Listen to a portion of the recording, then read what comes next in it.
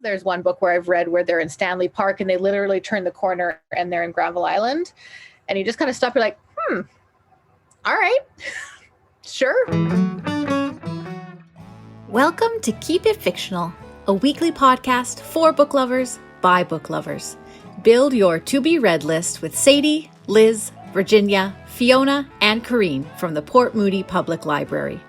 Warning, this podcast contains strong opinions and may cause an increase in your library holds list. Hello, good afternoon, everyone, and welcome to another episode of Keep It Fictional from the Port Moody Public Library. My name is Sadie, and I am very happy, as always, to be here with all of my wonderful book friends to talk all about books. Because what could be better? What could be better for a Wednesday afternoon or any afternoon than talking all about books? So today I am joined by Fiona, by Virginia, Corrine, and Liz. So thank you everyone for joining me today. And for our topic today, I think that we've talked about a couple times why we pick certain topics. Is it because we have a book on our read list that we think would be really good for the topic and we'd love to talk about?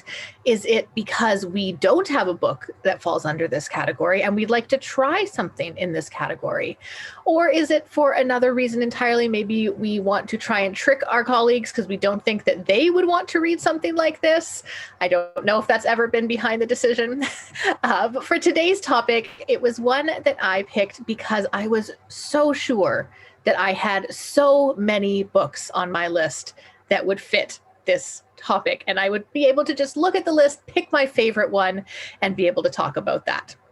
It's not exactly how it worked out for me. As I was going through my read list a couple weeks ago, I realized that I didn't want to talk about any of the books that I had read that fit this topic. So I did end up reading a brand new one. We will get to that later. So our topic for today is all about traveling and books that have to do with traveling or have to do with going on vacation. And I think that generally the summer is a wonderful time to talk about these kinds of books because often people are going on lots of vacations or on lots of going on travels. And even this year, as things start to open up a little bit more, I think this might be a nice time to talk about these travel books as people start to envision what their future travels might look like again. So they maybe read books about places that they want to go so they can plan their trips and plan their journeys for the future. All right, well, why don't we get right into it? And today I'm going to start with Liz. So Liz, why don't you tell us what you have brought for our travel book today? Well, Sadie, like you, I also thought, great, a travel episode. I'll have tons of books to read for this one, or to choose from rather, that I have already read. That didn't seem to be the case for me either, or I didn't want to talk about them, or I had already talked about them because I love travel so much.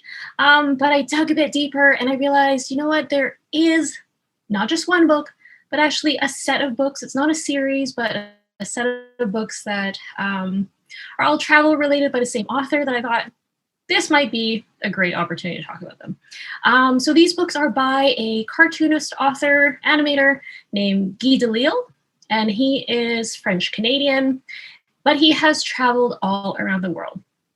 And this is in part due to his profession. So as an animator, he has worked with different animation studios around the world, and also his wife was working with Doctors Without Borders.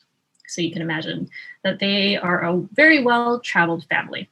As I mentioned, there are a number of books that Guy Delisle has done chronicling his travels around the world. One is called Shenzhen, a travelogue from China. The Burma Chronicles. So he's been a bit off the beaten path here. Jerusalem Chronicles from the Holy City. And probably one of my favorites out of the bunch, Pyongyang, a journey in North Korea. Yes, Guy Delisle was hired by an animation company, I believe, from France, so France French, and he ended up going to North Korea in order to develop some sort of animated film which I'm pretty sure he's not really allowed to talk about in detail. It was a fascinating look. His cartoon style is a bit on the cartoonish as opposed to the realistic spectrum, but he doesn't miss many details. Although his art style is a bit sparse, he has a really observant eye and just observancy about human nature. So, for example, in Pyongyang, he really brings the humor to everyday situations that for a foreigner like himself are bizarre, about how a North Korean citizen is playing popular songs for him, which he says are like a cross between O Canada and some other sort of folk song. And she's really into it and really, trying to get him to move to the beat. And they're all about their dear leader. He's had his possessions searched at the airport while he was entering the country, and the customs person or the airport staff asked him what kind of music he had on his CD in his Discman. This is going back a ways. And it was an Aphex Twin CD, and he was trying to explain to this person, well, it's like jungle music, but then you have some classical in there. Even simple observations about everyday life, like how the streets are incredibly clean and far from deserted, and yet there's no congregating. People don't stop in the street to talk to each other. People aren't socializing. They are out and about on transit or in a car or on the street just to get from point A to point B. And hey, Sundays seem to be the best day of the week, even in North Korea. Apparently on that day, you get 2 channels on the television set to choose from, as opposed to the other 6 days of the week. So Guy Delisle, his works are a delight. He's able to show off the very sort of poignant, serious side of observations about what it's like to be in a different country, to experience a different culture, particularly in the eyes of a foreigner. But yet at the same time, he brings some lightness to the situation because indeed, he's the foreigner who doesn't really know anything about this country, but he does have keen observations that kind of make you go, I didn't think about it that way, or, oh, that is kind of funny. So if you do enjoy graphic novels, if you enjoy travel logs, if you enjoy learning more about different places, but yet see the humor in everyday life and enjoy that as well, please do check out Guy Delisle's works, including Pyongyang, A Journey in North Korea. Wonderful. Thank you, Liz. That definitely sounds really interesting. So I'm curious. So that's 2 out of the 5 of us that were quite confident that we had something that fit this category, and then realized that maybe we didn't. How were the rest of us feeling about this category? Was it difficult to find a topic or to find a book that fit the topic, or was it easy? Corinne's shaking her head. Bit easier, Corinne? Oh no, I nailed it. Simple, easy. I walked over to my stacks and I was like, yeah, fine, got it. No problem. There we go. All right. Easy for Corinne. Fiona, what about you? Was it an easy topic to find something for? Yeah, it was pretty easy. This for me, I picked a book that I've been wanting to talk about for a while and haven't found a place for it to fit. So it's not like exclusively specifically about travel, but it is set in a locale which the characters travel to. So, I was like, oh yeah, I want to talk about this. I'll make it fit. Like we might do that a lot on this podcast, is make things fit the category that a little bit of a bend, but still works. And what about you, Virginia? Was this a topic that you found you had a lot of books already for? Did you have to read something specifically for this category? I was confident that I have no books about traveling or vacation. That's how confident I am. So like Fiona, maybe even worse than Fiona, I'm totally stretching this definition of traveling because there is driving involved. I would say that. So that is travel. I mean, that gets you from somewhere to somewhere else. Absolutely. And be seen as travel. Excellent. Well, why don't we go with someone who was extremely confident about our topic? Corinne, why don't you let us know what book you have selected? Oh, I'm excited to know what all these cheaters came up with. Except for Liz. Liz is in the clear on this one. Well done, Liz. Yeah, I love a travelogue. I especially love a travelogue that's a little bit more, not just someone recounting of like, and then I went here and then I ate this, because I've got Instagram for that. I don't need that in book format. I really like a travelogue that is either like a natural history or like a social commentary, or that kind of delves in a little bit deeper to the country or region that the person is visiting. And they get double points if they make it funny. So obviously the king of this genre is Bill Bryson. Walk in the Woods, the other one that's on my bookshelf that I almost grabbed but thought it would be too obvious. But in my mind, I am also crowning co-regent of this particular genre for Sarah Vowell. Sarah Vowell is an American journalist, essayist, social commentator, and probably the most famous for being the voice of Violet in The Incredibles. Yes, she was a grown woman when she did that, but yes, she also has a very distinct voice. And you could almost hear her reading the essays that she writes in her book. And in fact, I think they would make amazing audiobooks. She has two fantastic travel journeys that she embarked on. One of them being Assassination Vacation, where she travels to different places where US presidents have been assassinated, and just kind of talks about the history of these presidents and kind of the different things that you can see there. And it's an absolute delight. But the one that I happen to have on my bookshelf was Unfamiliar Fishes, which was inspired by Vowell's vacation to Hawaii. And as she's sitting down looking at her plate that she has been given, she's there on vacation with her sister and her nephew, and she looks down at this glob of macaroni, this horrible, disgusting looking macaroni, this American food next to all the delicious other Hawaiian foods that are being offered to her. And she just thinks, how did we get here? Why are we here? Why? And this book, as she says very helpfully herself, summarizing in the first couple of pages, is that this book tells the story of how Americans and their children spent the 78 years between the arrival of Protestant missionaries in 1820 and the American annexation in 1898, Americanizing Hawaii, importing our favorite religion, capitalism, and our second favorite religion, Christianity. It is the story of how Hawaiians withstood these changes and how the Hawaiian ruling class willingly participated in the process. So it is not maybe a traditional travel log, although Vowell does go to different important places in Hawaii. It's more of a history of American imperialism in Hawaii, but also the other countries that they were conquering at the same time. So how Hawaii became kind of looped into this frenzy of grasping up territories at a very specific time. It is at the same page, heartbreaking on another sentence down, really funny.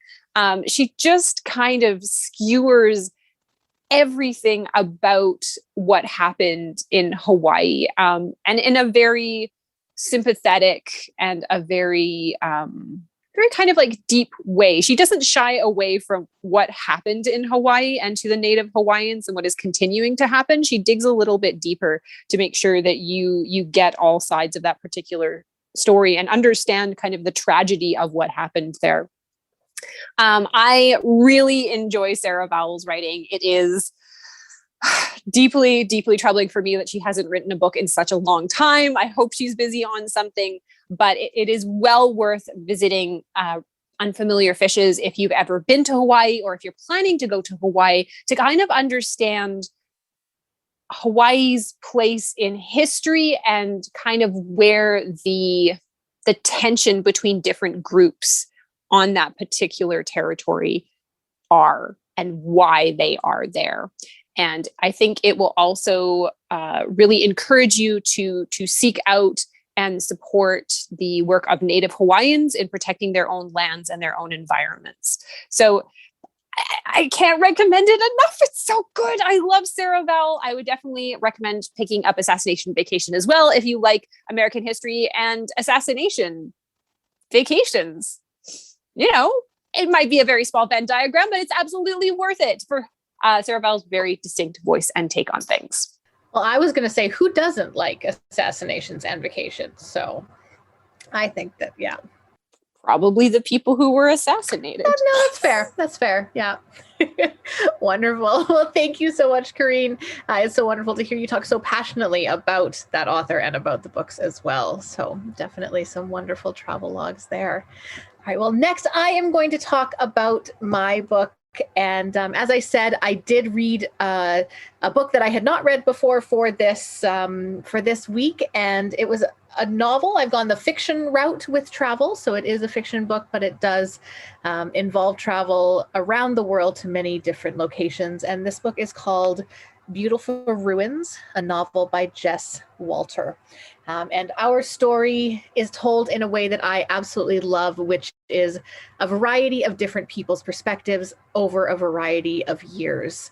And so our story starts in Italy, on the coast of Italy, in a small fishing village called Porto Vergogna, and it is in 1962. And we meet one of our protagonists, Pasquale, and he has recently returned from Florence, where he was studying because his father passed away. And so he has returned to Porto Vergogna to help care for his mother and to help run the very small hotel that his family owns in this very small fishing village. He is determined to make this hotel a success. And one of the ways that he is planning on doing that, something that his father really wanted, was to draw in the Americans, to draw in the American crowd, to bring in the tourists, because they believe that that is the way that they're going to make this hotel a success. But before he can do that, he has to make a few adjustments. And one of the current adjustments he is making is he is trying desperately to build a beach for his hotel. It is a tiny village. It is all like maybe a dozen little houses. It's a fishing village. There's no beaches anywhere. So he is desperately trying to make a beach. And it is during one of his experiences trying to make this beach when his life will basically change forever. And it changes by the arrival of an American actress named Dee Moray. And Dee arrives on a boat. And at first they're a little bit confused, thinking, is she supposed to be here? Maybe she's supposed to be on the next port over at the actual tourist location. But Pasquale does not care about that, because she is the most stunning, most beautiful woman that he has ever seen. And he is absolutely captivated by her. Now, he goes on to learn that Dee is unfortunately not there for a good reason. So Dee has been diagnosed with stomach cancer, and she is there to find a quiet place before she goes on to Switzerland to do some treatment. So Pasquale brings her up to the hotel, shows her to her room, tries to make conversation with her. She's very quiet, very reserved, very sick looking and feeling, and doesn't really want to talk to him. But over the next couple of days, Pasquale learns that the story that he has been told is maybe not exactly what's going on. So accompanying Dee Moray was a letter from a man named Michael Dean. And Michael Dean is working in Rome on the movie Cleopatra, starring Elizabeth Taylor and Robert Burton. Robert Burton? Richard, thank you. Richard Burton. And he has sent this letter along with Dee, who was also working on the movie, basically saying that she will be going to Switzerland. Please provide her with a nice place. They bring in a doctor at one point because Dee is not doing very well. And they learn that stomach cancer might not actually be what Dee is suffering from, because there are many symptoms that are very similar between stomach cancer and early pregnancy. So Pasquale learns that Dee is in fact pregnant. Dee does not know this. She has been told that she has cancer and that she is needing to go for treatment. We are now moved ahead many, many decades to the more recent past. It does not give us a year. It just says that this takes place recently, to LA sometime in the 2000s. And we meet Claire. Claire is a production assistant for Michael Dean. And Claire is a little bit fed up with her work and with her life. She has been working for Michael Dean for a few years now. She dropped out of art school to try and make it in the film industry. And it's just not at all what she had thought it was. Michael Dean, while he was attached to some big movies like Cleopatra, is now not. His projects are few and far between. The ones that he is currently working on, called Hookbook, is a online dating reality TV show, and Claire is just not interested in that kind of work. So she has made a deal with herself. She has been offered a position at an art museum, and she makes a deal that if on the next Friday, where many people come in to pitch movies, if there is not one brilliant pitch, then she is going to leave. She's going to leave, and she's going to go and take a job at this art museum. So on Friday comes, and there's terrible, terrible pitches, and she's ready to pack up and leave. And then two people show up at the studio, a young man named Shane and an old Italian man named Pasquale. Shane has a pitch for a cannibalistic historical drama that he is wanting them to make. And Pasquale tells a wild story about an actress that he used to know. Now, Claire is pretty sure it's a pitch for a movie, but she can't quite tell. It's not exactly what she's looking for, until Shane, who spent a year in Florence, starts to translate, and they realize that it is not, in fact, a pitch for a movie. It is the young man, Pasquale, who lived in Porto Vergogna, who is now trying to track down the actress Dee Morey that he had met those decades before. So our story follows Pasquale, our story follows Dee, it follows Claire, and it follows the now decades older Michael Dean as they try to track down this actress. It follows a gentleman named Pat who travels through Scotland trying to make a career as a musician. I won't tell you his connection to all of it, but he is connected to them as well. And it travels all throughout the world. So they go to Italy, they go to Scotland, they go back to the US, they go to LA, to Idaho, trying to track down this Dee Morey and figure out what happened to her after she left Pasquale in Italy. It was a really beautiful story. I absolutely loved the ending. Without giving away too much, I feel like it did what a lot of times we want a book to do, where it literally wraps up every single story that it is presented in a very satisfying, just happy way. Even though not all of the stories may end happily, you just have that kind of satisfaction that you know what happened to every little piece of this story and all of the people that were involved. It can be a very devastating story at times. There is illness, there is death, there's characters that continuously make these terrible choices that affect other people, and you just want to yell at them to stop doing it, and they never do. But I really, really enjoyed it. The characters are super relatable. Even if you haven't had that experience, you want them to succeed, and you want them to find their happiness. I would definitely recommend Beautiful Ruins by Jess Walter if you're just looking for historical, modern, at the same time, beautiful, romantic kind of story. I feel like this has a good ending. It's such a great recommendation. It makes me want to read something. There you go. And it takes you all over the world. So if you're wanting to travel in book form. Wonderful. Well, before we get to our final two slightly bending the book to fit the topic picks today, I do have a possibly existential question for everyone, possibly not existential. I think Fiona said that this was the first time that you were maybe happy about the question that we were going to be asking today. So it might not be quite as existential. So what I'm wanting to know from our team, from our panel, is do you tend to read books about places that you have already been? Do you enjoy the familiarity of reading about somewhere that you know, that you've been before? Or do you like to read books about places that you haven't been, somewhere maybe that you want to visit and explore new places or new worlds even through the books that you read, or neither, or maybe both? Where do you fall on that question? I've got feelings. All right, Corinne. What are the feelings? I don't like reading books about places that I've been at all. Like, I avoid books that take place in Vancouver, and I get strangely angry when I'm like, oh, You're talking about Marpole, aren't they? Like, oh, talking about like downtown. How could you? And I think that might be because like I have some very distinct or particular feelings associated with places that I visit or places that I've been.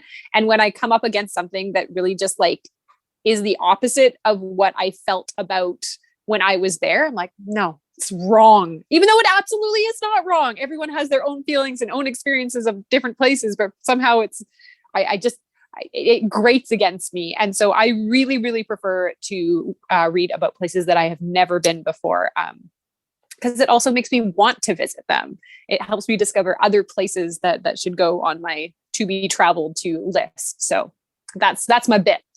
All right, Fiona. So I love reading about places that I've been. It's one of my like favorite things in a book. It's great if it's somewhere you've lived and you're like, oh, I know that street they're talking about. Just being in the know is fun.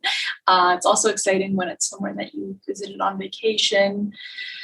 But I think I know that's something that I love, but I can't necessarily pin down why. And I think that it might just be because it's it helps visualize things where if I'm just sort of like have to make it up, it's sort of like, I don't really know. I don't have a concrete idea. Whereas when it's a very like specific real place to you, you can see it happening. Yeah, that makes sense. Virginia, Liz, where do you fall on this particular topic? I'm going to sit on the fence as usual. I know, shocker. What does this say about my life? Let's not talk about that. So for certain places, I think I really love reading about them in fiction. So for example, Japan, because I feel like I've just barely scratched the surface, and it's neat to, like Fiona said, situate yourself within a story and be like, oh, it kind of feels like I'm standing here on this street in this neighborhood. But at the same time, maybe discover things about the place, about the customs, about everyday life that maybe as a foreigner, I wouldn't know just by dropping in on an airplane or reading the Lonely Planet guide. That being said, I love reading about new worlds, fictional worlds. I just love to read. Sorry, this is not very helpful. That's fair. Just reading in general is good for Liz. All right, Virginia, what do you think? I have like no feelings about this question because you all know I don't like to travel. So I will never read so that I can go to a place, or I will not pick up a book because it's about a place I've been to. It just doesn't.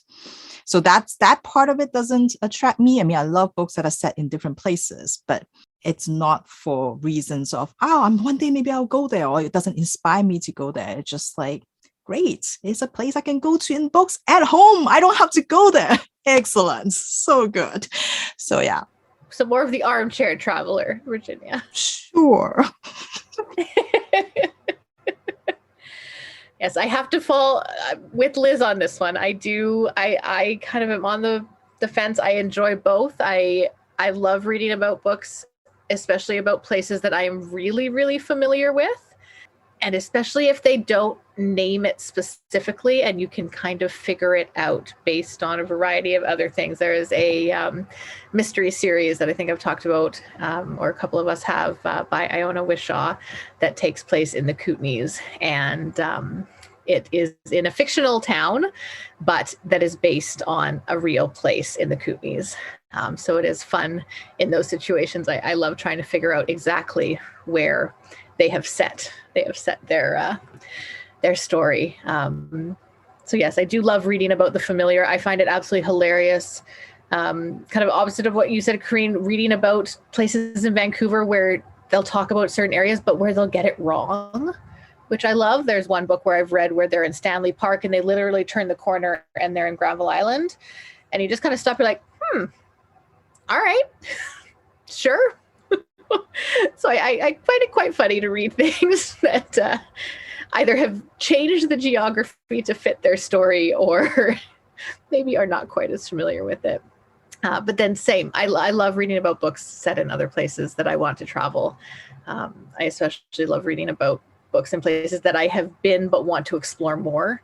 And so reading about other parts of a country or other parts of that area that I have yet to experience. It's funny you mentioned the Vancouver thing, because I was reading a book when they mentioned a particular area in Vancouver, like, oh, they have all the best restaurants. And I was like, really? Beg to disagree. I find it really jarring when movies are set in Vancouver and then like you're walking down a street and then you like, oh, now you're at UBC. And it's like, no, that street does not lead to UBC. I read Seth Rogen's autobiography and then I watched a bunch of his movies, and one of them was set in Vancouver. It was filmed in Vancouver very clearly. And then one of the characters is like, and I've never even been to Canada. Like, you just walked across Lionsgate Bridge. Where are you supposed to be? Wonderful. All right. Well, back to our book selections, and I'm going to go to Virginia next. So I'm curious how you have twisted the book, how you have fit the book to fit our travel category today, Virginia. By taking it literally, like there is driving involved, like I mentioned, because I think with all the books when I look at the books I read, I'm like, well, they're either haunted cruise, I have haunted vacation resort, I have honeymoon went wrong into some sort of fever dream. I have all of those, but maybe not. And not that the one that I pick is any better. So yeah, but I didn't go with a horror. I go with something else. Anyway, so I thought I would pick one because I don't really have a good traveling like vacation book. So I thought I would pick one that is a good summer read, because it is one of those edge of your seat kind of thriller. It is a quick read. It doesn't have too much mental gymnastics involved. It's just, like just a book that you enjoy. But more importantly, it is a summer read because it fits Sadie's definition of what a good summer read is, which is for those of us who have not been very happy with the weather for the last month or so. It seems like it's been eons. For those of us who do not like hot, Sadie's sage advice is to go pick up a book that is set in the winter, set in the cold, so that you can feel the cold coming from the pages, so that you can trick your brain into thinking that it is not actually that hot out there. And that is why I chose for today No Exit by Taylor Adams. So this is a thriller about Darby. And Darby here's the traveling part. She's driving home just before Christmas, and she knows this is not a good day to travel because it is snowing quite hard when she set off. But there was a family emergency, so she has to go home. However, as she was driving along, the snow got worse and worse. And then she found out that they had to close the roads because it was so many accidents. They couldn't get the snow plows there, and it was all stuck. They can't let anybody go on the road anymore. So she has no choice but to stop at a rest stop and spend the night there. When she got to the rest stop, she got to the parking lot and she saw that there were a few other cars there. So she's not alone in being pretty much stranded. She walked inside the visitor center and she saw 4 people there. And she introduced herself and they introduced themselves and, they made some small talk. And then she realized, wait, I should probably call my sister to let her know that I will be late. So she took out her phone and she realized there's no reception in the building. So she's like, okay, maybe I'll try outside. So she head back out into the snow, into the cold, and try to see if she could find a signal. But nothing is working. So she's like, okay, so I have to try again later. So she was walking back into the visitor center when she noticed that in one of the cars, there was a little girl. And the girl is not really moving, but she looks like she's in some sort of cage. Is that a cage? And then, of course, and she slowly realized, wait, who is this little girl? And why is there a child in a car? And then, wait, one of these cars, they belong to the people that are inside. Wait, is one of them a kidnapper? And then I'm going to be spending a night with a potential child kidnapper. And whose car is this? And that is the premise of this thriller. If you're looking for a page turner, this is it. Like I remember reading it and it was just like, it was intense throughout the whole thing, because all the stuff that I just showed you probably happened in the first 10 pages. So super intense, pretty graphic. So I'm going to warn you on that. There's some graphic scenes there, so it may not be for everybody. But if you love a book that reads like a movie, like this is it. Like Taylor Adams' writing is very cinematic. It's like, so you can basically see, you can totally visualize it. And plot twists that make sense. Because I hate when they throw in a plot twist that, yeah, sure, you cannot see it coming, but it also doesn't fit the logic of the story. And I feel like the plot twist that he put into this book totally makes sense and it fits. So it was really great to have a book like that. And I think the whole idea that all of this action happens in one tiny little rest stop, that there's like nowhere to go and everything happens inside. It's almost, I feel like they're like totally stranded. And so really up the ante on the intensity and the pressure of Darby trying to figure out like what's going on and like whose kid is this and who is the kidnapper, like who's this thing. And it's great to see how she's pretty resourceful. And some reviewers even like kind of call her the Lady MacGyver, like, so she has to find a way with the very limited things in this visitor center to help her survive the night. So if you are looking for, and of course, most importantly, there's a blizzard going on. It's super cold. And so if you are looking for a book for the summer, you can't go wrong with No Exit by Taylor Adams. So I actually, when I was trying to pick a book for this week, I almost went with one that was set in the winter because of that very reason. So I can relate to your choices, Virginia. It was tempting to just find something that was set in the snow and the cold, or in the autumn, the crisp air, something like that. So I can relate. And I think that set at a rest stops are known on like road trips. So I think it fits travel. Thank you. Others might not agree, but I think it does. Thank you so much, Virginia. All right, for our final pick today, I'm going to pass it over to Fiona and let us know what you have brought for us for your travel pick. Okay. Yeah, I'm definitely feeling like mine fits travel a little bit better after Virginia's. So I have chosen a YA romance, and it is Love from A to Z by S.K. Ali. I listened to it in audiobook format quite a while ago, actually, but it has stayed with me and I just haven't had a chance to talk about it, but I really, really loved it. So this book follows Zainab and Adam. Zainab is in her last year of high school and she is about to go on spring vacation to visit her aunt in Qatar.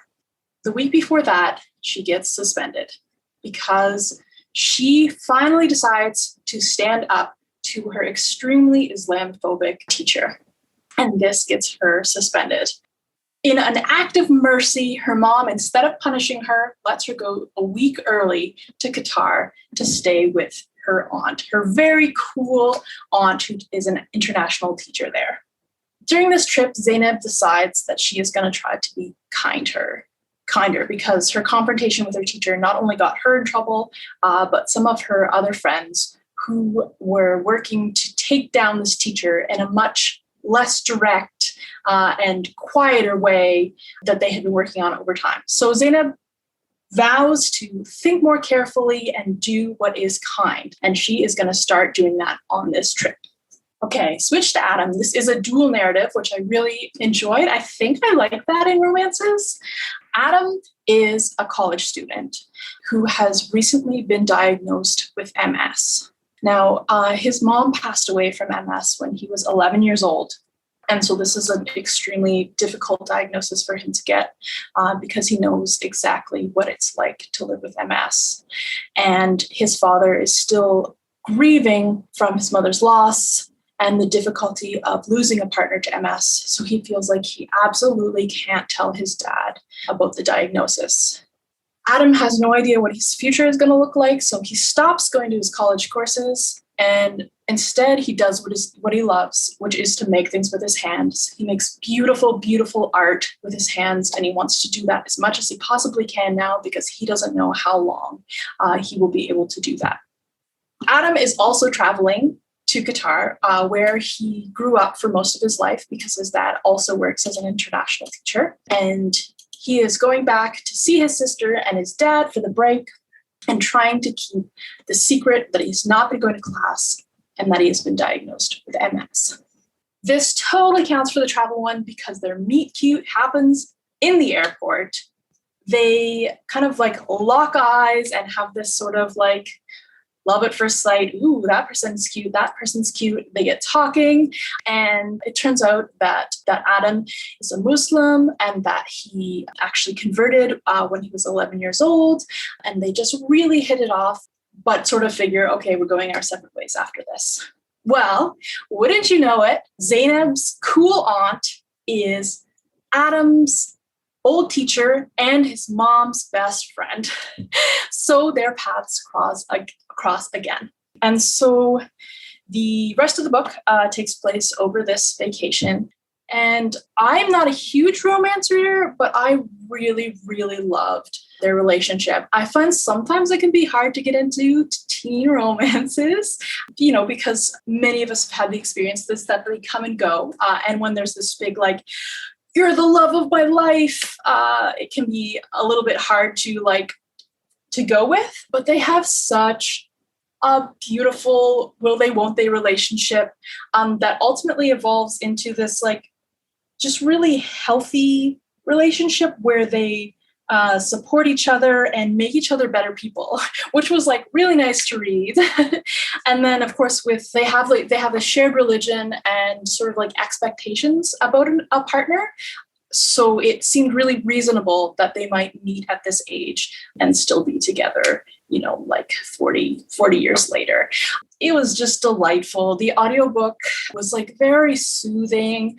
And because it's one of those realistic fictions that's just sort of zooms you into a period of life and has all these sort of rich details, it was such a fun thing to just jump back into every time I got in the car when I was driving to work. Just I'm gonna go be with Adam and Zainab.